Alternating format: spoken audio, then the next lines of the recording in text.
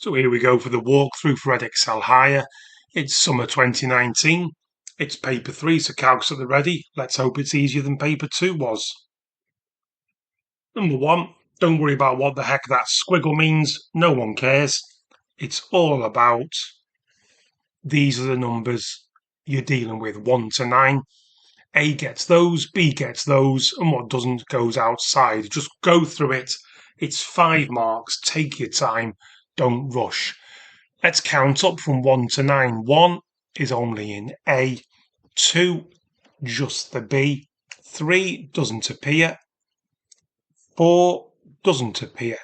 5 is in A, the list for A only. 6 is in both lists. 7's not in either. 8 is only in list A, and 9 appears in both. Probability of intersection. First of all, it's out of 9 then, because all numbers are in the game. Intersection means crossover, 2 numbers, 2/9. So we've got Katie. Katie's investing.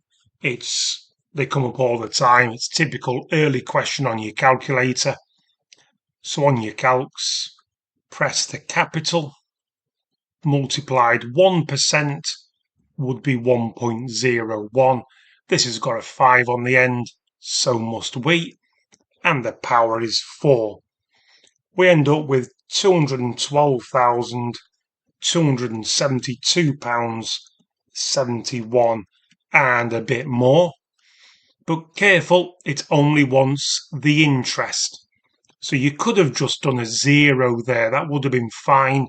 Because of how I've done it, I need to take away the capital while also realizing it's money. So 2 decimal places, £12,272.70. Let's make sure I squeeze it in. 71 pence. Number 3, yes, I've cheated because no one wants to watch me be rubbish with technology. So median, add them up as you go along. In other words, do a cumulative frequency. So up to 20, there's 7. Up to 30, we add on 13. Up to 40, we add on 14. Now for 80 plants, we're looking for the 40th and 41st plants. They ain't there yet, but the next group, they are. So the group which contains the median will be 40 to 50. But do use the notation they use. Next, it's a frequency polygon, not cumulative. So for frequency polygons, you plot the midpoints. So 15 and so on, and the heights. Okay, so only a couple of marks. Midpoints, like I said, starts at 15, 25, and so on. Join them up with a ruler. It does say polygon, not anything else. So polygon, they need straight lines. And on we go. Number 4, what's Sean done wrong? A lot, really. So I've gone into detail on my work solutions. I'll not bore you with them here. First of all, he's missed out the first quarter of each year. Don't know why. I would also argue there's a false origin. He started the y-axis at 6, but the mark scheme focuses more on the missing first quarter and the fact he's joined it up freehand and not used a ruler. But words to your effect, it's only worth 2 marks, not worth 6 lines. 2 marks is worth 1 line per mark. Number 15. So 1 line of symmetry, that has to be down the middle.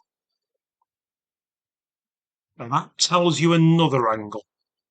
Tells you that's 117. Now let's be careful with this line. Angle BCD is double CDE. So in other words, we don't know that one, but whatever this is, it's double, which because of the symmetry tells us that. and that. And then we go on to the fact it's a hexagon. Hexagon means 6 sides. So what are the total of its angles? Don't forget that formula, n minus 2 multiplied by 180. So 6 minus 2 is 4. In other words, these angles should add up to 720. What do they add up to? Well, there's 6 x's in total, and there's 234. So our job is to, we've set it up, our job is to solve it. Take away 234 from both sides, and now divide both sides by 6. But be careful, that isn't the answer. It wants the answer for AFE, and that is one of the bigger ones. AFE is a 2x. So for the answer, you have to double it. There we go.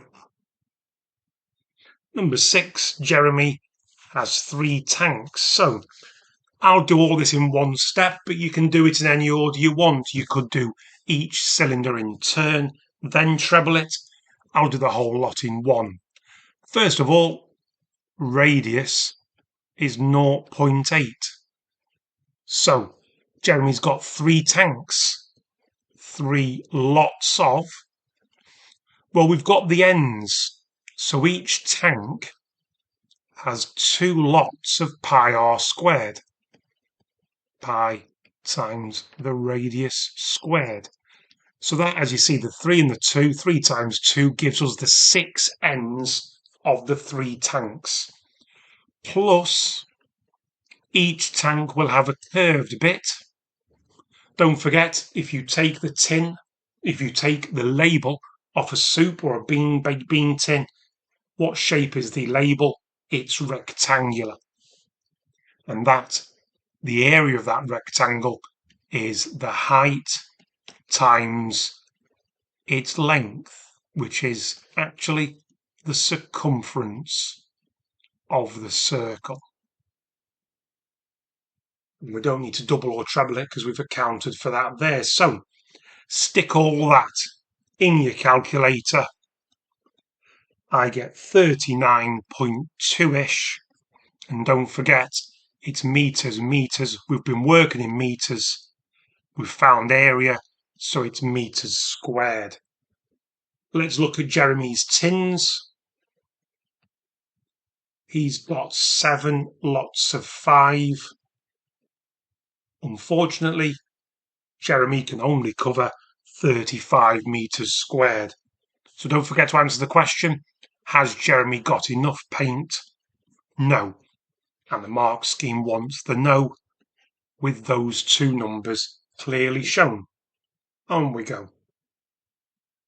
So number 7, just stick it all in your calculator. If your calc's not giving you the right answer, make sure you put some brackets around the top and the bottom. And make sure you've square rooted the whole lot. The full calc display that I get is 0.319141985 to 3 sig figs 0.319. Like I say, if you disagree with that, make sure your calc is in degrees mode because of the sign, but also make sure you're using brackets, or do the top separately, divided by the bottom separately, and then just square root A and S if it really is being a pain. Number 9, Sarah's method. It's only 1 mark. Don't waffle forever. What's she done wrong? She's added. And actually, 8 is the hypotenuse. So she should have been doing 8 squared minus 6 squared equals, and so on. But again, do not waffle. Don't take ages for a simple 1 marker. On to Roy. What's Roy done wrong? It's easy when you spot it. Look at the scale factor Roy's used. That distance is 2 squares. If you're doing a scale factor of 1.5, The enlargement should be 2 lots of 1.5. It should be 3. Why is Roy's diagram not correct? He's done a scale factor of 2.5, not 1.5. Number 9. Bit of a strange one, but it's that usual work rate question.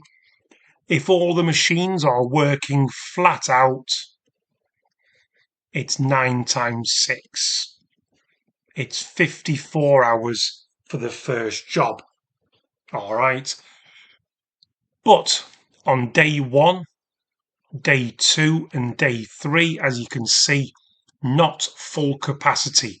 So the first 3 days, 3 plus 4 plus 5, only get 12 of those work days, machine days, whatever you want to call it, done. So 54 minus 12 means there's 42 work days, machine days left.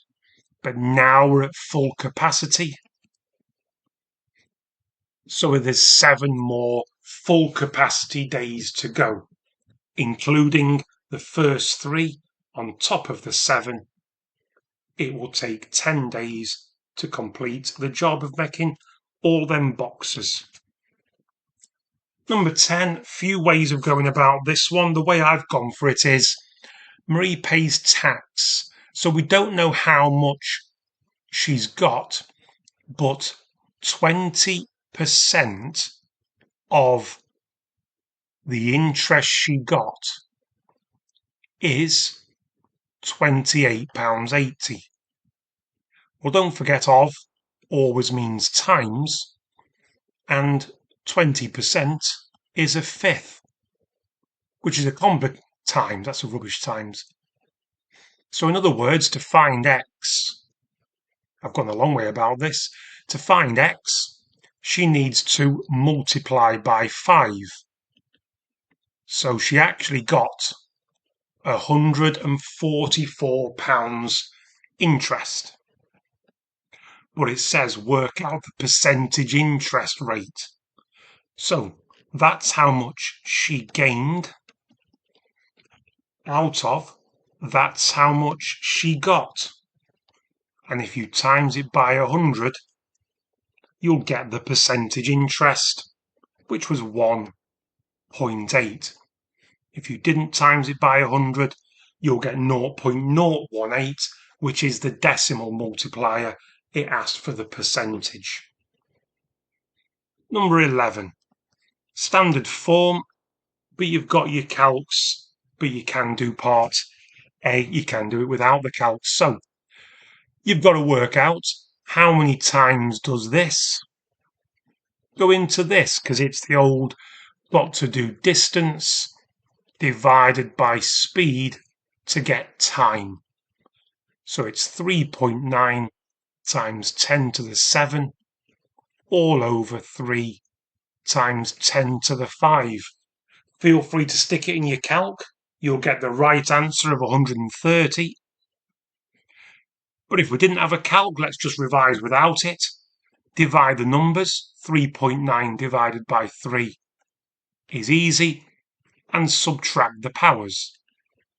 And so really it's 1.3 times 100. It confirms it. The speed is actually less. Well, if you slow down in a car, it will take you longer time. So 3 lines, do not write 3 lines. Anything along the lines of it increases the time taken. Same again, number 12 for Patrick. Don't waffle, don't overcomplicate.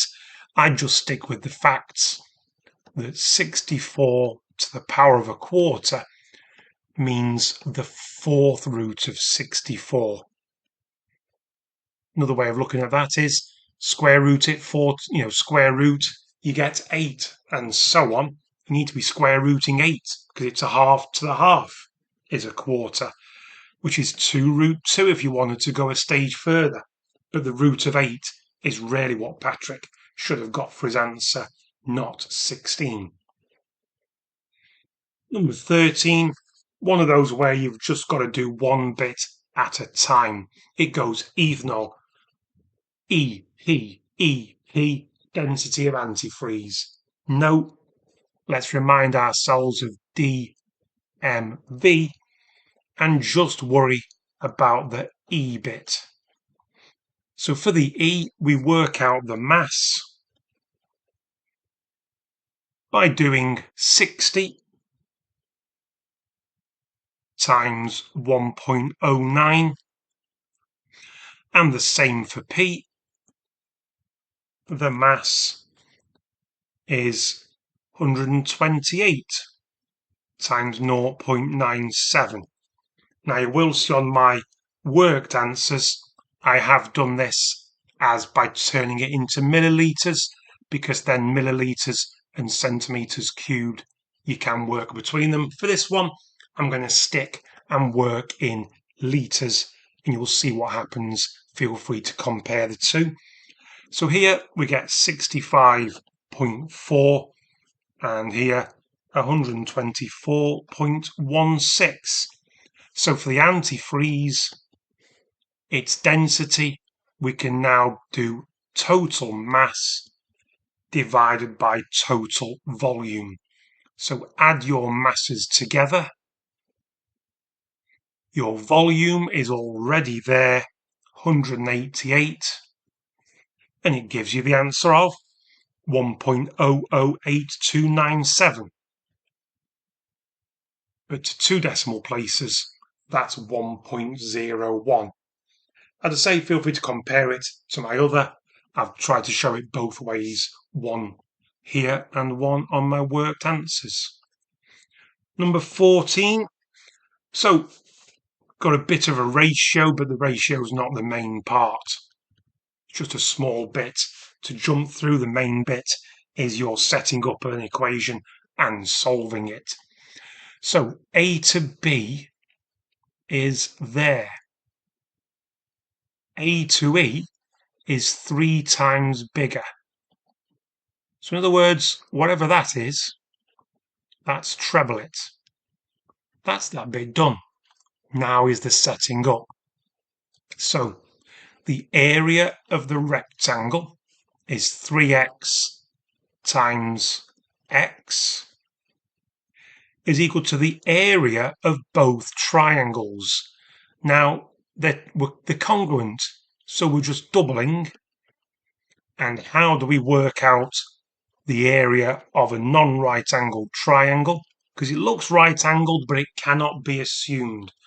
So it's a half AB sine C. So it's a half times A, we'll call that the 24, times B, which is the other side, we don't know it, times the sine of C. Well, the sine of 30 is a half. So lots of stuff is disappearing. Let's just simplify this. 2 times a half, forget about it. 24 times a half is 12. 12 threes, 36. I wouldn't be tempted to divide by x. The mark scheme actually does that. Dividing by 3 and subtracting 12x. Factorise. So there are two answers to a quadratic. We could get x equals 0, but we can reject that because it wouldn't make sense. The whole shape would disappear. So x has to be 12. But don't fall into the trap of writing that in there. That's wrong. X is 12. It asks for the length of A to E, which is 3 12s. Always be careful and make sure you actually answer the question that's being asked. Number 15, got a curve and a translation. So, what's going on in there if x is replaced with a negative x? You've got to learn that's a reflection in the y-axis. So when you reflect something in the y-axis, whatever the x-coordinate is, goes positive, or if it's positive, it goes negative. So that 7 must become -7. What about the -3 on the end? If you have the graph of x squared, we know what that looks like, although that's rubbish. Put a -3 on the end, moves it down 3. So a -3 on the end of an equation affects the y-coordinate because it moves it 3 down. So the y-coordinate of 2 moves down to -1. I know they're not popular then, but stick with them. Number 16. So we know it's quadratic, so we know the answer. Has n squared in it. Could list your n squareds, but I wouldn't until you know the second differences. So 6, 10, what we got then, 14, 18, and 22. So it's going up in 4s, 4, 4, 4. You halve the number to get your coefficient. You now need to look, you can forget this now, you now need to look at the 2n squareds, or in other words, the square numbers doubled. So 1 doubled, 4 doubled, 9 doubled, and so on. If you can spot a pattern, great. If not, you've got to do a takeaway. Fortunately here, there is a pattern. To go from 2 to -1, 8 to 5, and so on. You're just taking away 3. So that's it. That's your answer. Move it on. Number 17. Now, before I scroll down to the answers, just think out loud. You see graph A. Should have seen that before. That's the graph of sine x. Graph B, that's the reciprocal graph. Graph D, that's the exponential graph. Could be 2 to the x, 3 to the x, or anything, but either way, it's the exponential graph. Graph C is the rarest one. You might not have seen that before. That is the root of x. All right, so that's the stranger one. So you could do this by elimination. So, top one, inverse proportion. That's what the reciprocal graph is. That's graph B. Trig function, sine x. That's graph A. And that helps us because we can now scroll. Exponential function, that's graph D. And there we go. Root x is graph C. They actually left it last. They must know that it's the rarer one.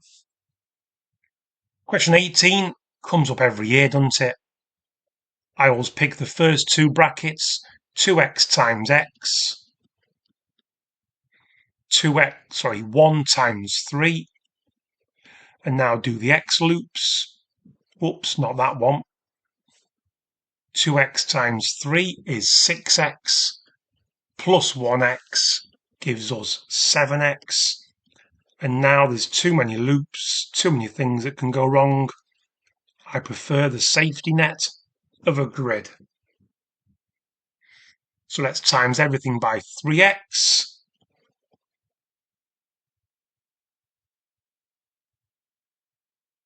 And let's times everything by 7.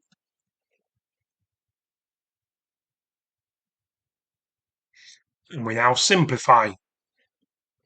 They've not left us a blank, they've just left us to show it. 21 on the end. And now we look at these diagonals, 14x squared and 21 of them gives us 35 of them. And then we've got 49 plus 9 gives us 58 of them. Question B, a strange inequality. Now the key is, it's an x squared and it's saying is less than. All right, so that's the first thing to consider. So I would square root both sides. It's just easier.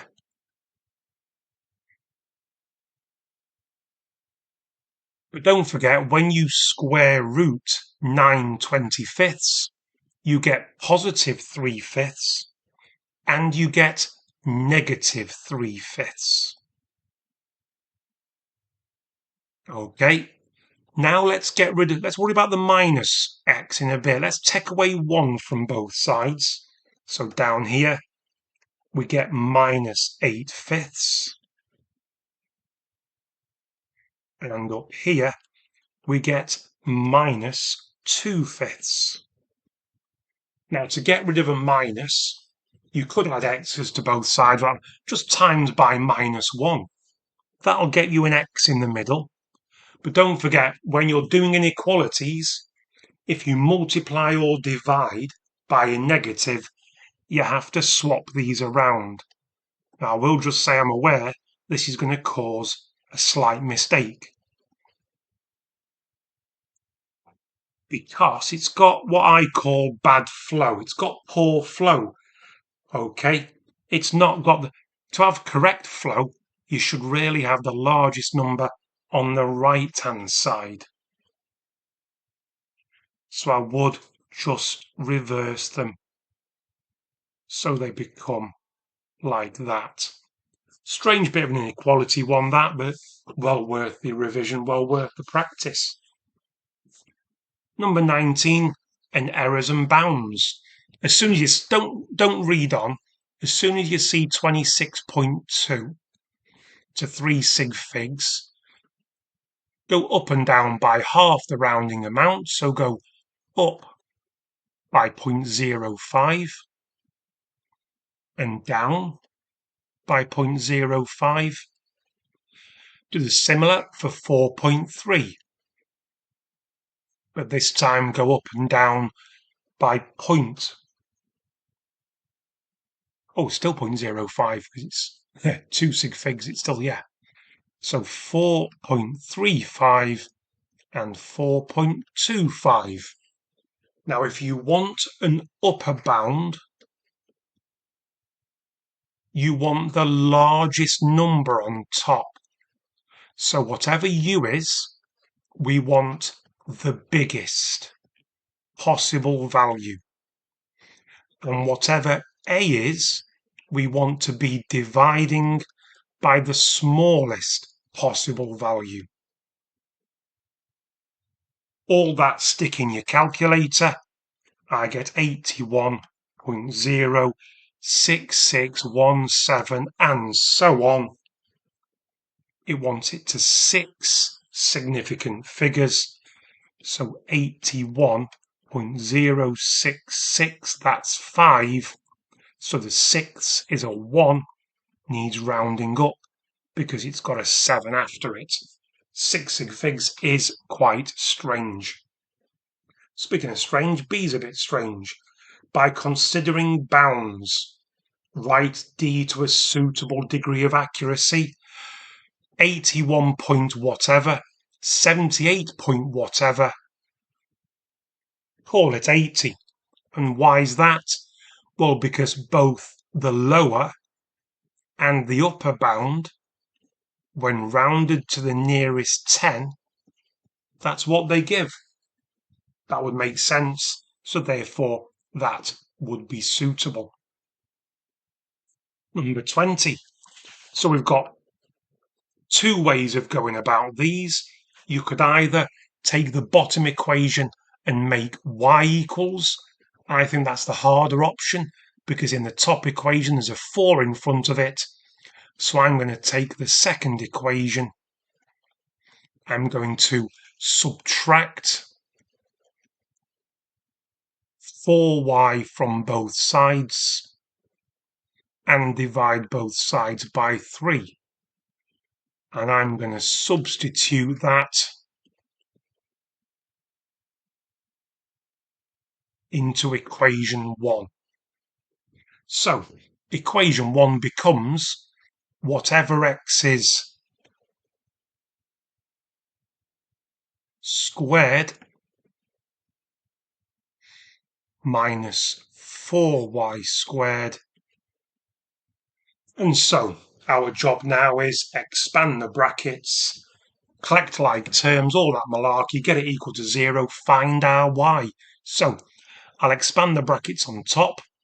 So square the first, square the last, times the two together, and double it.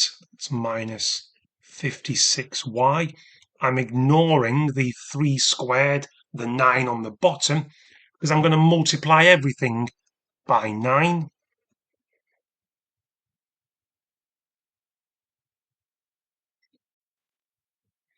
So let's collect our like terms. So 16y squared minus gives me minus 20y squared minus 56y, and taking away 81 from both sides gives me,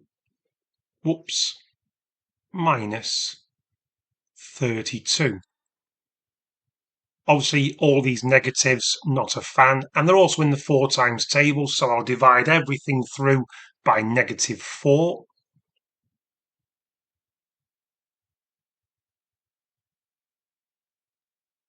Looks a lot more friendly.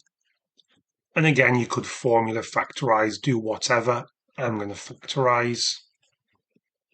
They're all positive, so it limits the options. 5's prime limits it even more. So you need a 4 over here. You need a 4 there, sorry, to get 4y. And you need a 2 here to get 10y.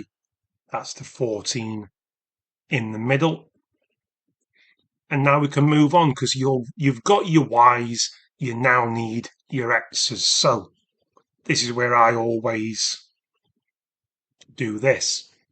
So we've got a first solution, negative 4 over 5. And here, negative 2. And we go for the easiest of the two equations, which is obviously equation 2. So equation 2 becomes 3x take away 4 lots of minus 4/5 equals 7. And you don't get any marks for this, so I just go straight to your calculator. Start with 7, multiply that out, add it to both sides, divide by 3. So I'd get your calcs to do this algebra. You get 17/5. So I'd go straight to your answers. When x equals 17/5, y equals minus 4/5, and a bit easier over here. So back to equation 2, 3x, replace the y with negative 2. So we've times it by 4, adding 8, dividing by 3, and much easier, x is 5. So x is 5 when y is minus 2. Nice big algebra. Number 21. So for this question, it's a strange one, this just keeps going. So onions less than 60, so that's them. Greater than 120, that's them. The rest of the onions. Now here's the problem. You don't know how many onions. So first job, work out the areas, because that's the frequency. Work out the areas of each one. So length times width, 120. Here, 30 lots of 5. So that's 150. I'll just make a list over here. 120, 150 for the second bar. Third bar is 9 by 30. Fourth bar is 15 by 6. And the final bar is, it's 45 wide, 2 high, so it's 90. And that's the key to getting you on to the next part, because what it needed over here, it says what angle. Well, the way to work out the angle, you need to know how many. Well, The second bar and the third bar were the bars sent to the processing, because that one went pickling and those two went to market. So it's the middle two, well, kind of the middle two, it's those two bars which are used for processing. Their total is 420. The total of all the onions is 720. Now, you might spot that 720 is double, so you could halve it, or you would spot that that's the usual technique for finding the angle. For as long as you get 210, no one cares which way you went about it. Number 22. Not very popular, quite wordy, but once you suss it out, it's not as bad as you think. So, the key part here is, don't forget, if you draw on the radius, you get a perpendicular. So we can straight away see that this line here, which is the hypotenuse, is 16. So let's use a bit of SOHCAHTOA. So from the angle of 30, we want the opposite. We want the radius. So this is a SOH. Because we want the opposite, and we've got the angle and the hypotenuse, they need to be multiplied. So the radius is 16 times the sine of the angle. Stick it in your calc if you want, but sine 30 is a half. So we've got the fact that the radius is 8. What other tools have you got? You've also got the equation of a circle.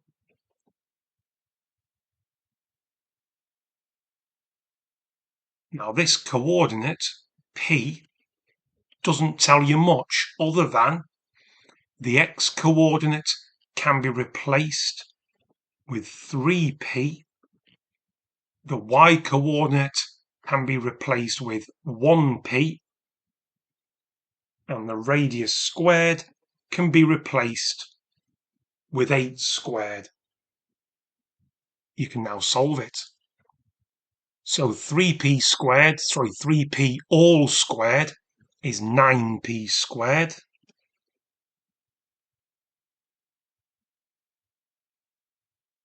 Divide both sides by 10.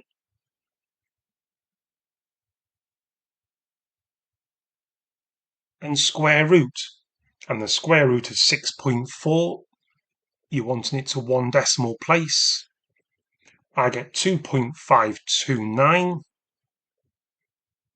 8's whatever. One decimal place. 2.5. It's just hidden SOHCAHTOA to begin with, and equations of a circle, but not easy by any stretch.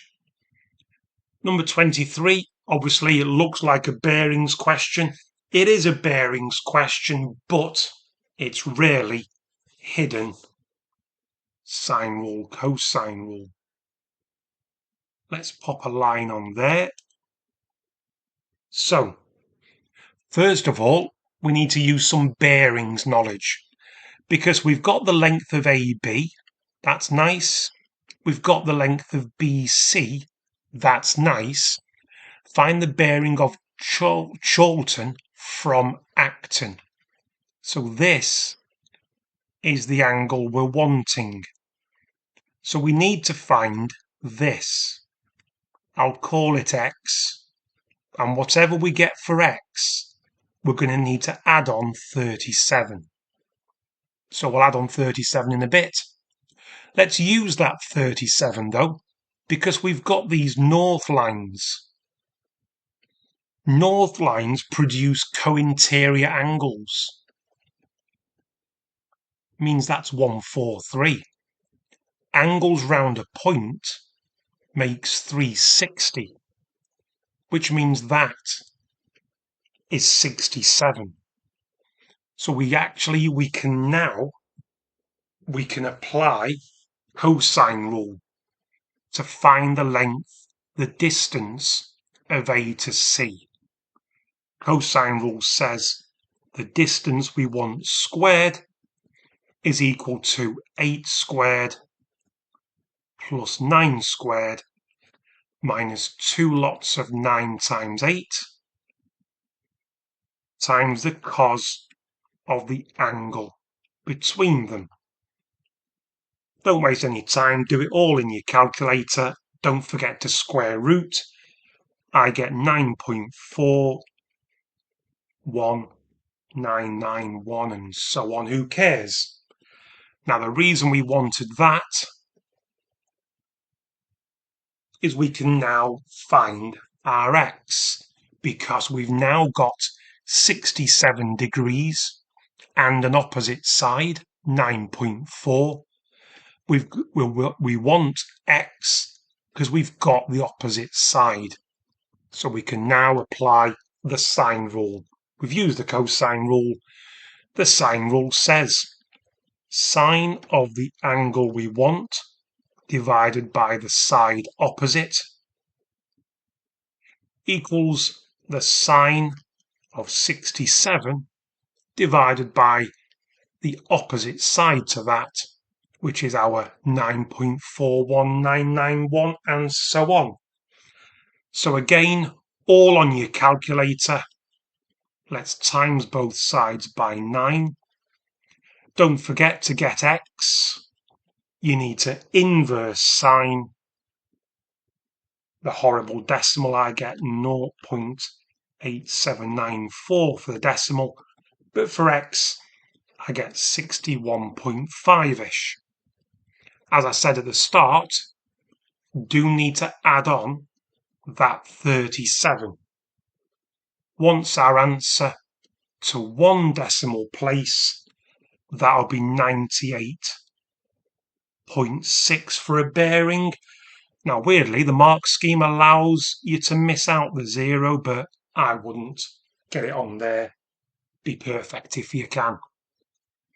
Right, some big uns at the end there, some double-barreled questions, double trigonometry, double histograms into pie charts, double equation of a circle and trigonometry, lots of double ups right at the end, tricky end to the paper. But anyway, hope that helped. That's the end of 2019. See you on the next one.